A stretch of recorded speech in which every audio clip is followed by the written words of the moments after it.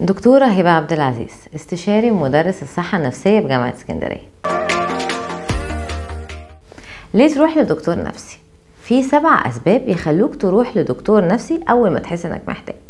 أولا هتوفر وقت كتير بتحاول تفهم مالك، إيه اللي بتعاني وتعمل إيه علشان تخرج منه، لأنك هتتكلم مع شخص دارس فهيعرف شكوتك في أنهي اتجاه.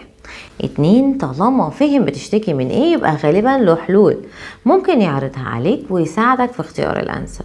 3، لما بقول حلول للشكوى فده معناه مش شرط اللي تعاني منه يكون مرض، ممكن يكون مشكلة طارئة أو عرض وهو يطمنك.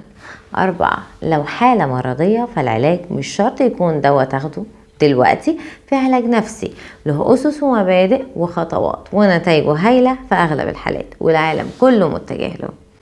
5، الجلسات النفسية مش مجرد كلام، لا دي فيها تولز وطرق وتمارين بتغير من تركيبة وكيمياء المخ وتخليك تتحكم في أفكارك وقراراتك بنفسك براحة وتمكن أكتر. 6، كلامك مع مختص غير كلامك مع صحابك وقرايبك، مش عشان كلامك معاهم مش مفيد، بالعكس تماما، المساعدة النفسية مهمة جدا، لكن الدكتور بيسمع وهو محايد، مش بيحكم عليك ولا يزعل منك ولا يلومك ولا يلوم غيرك، بالعكس كل هدفه انك تكون احسن، والاكيد ان كلامك سري ومحدش هيعرفه.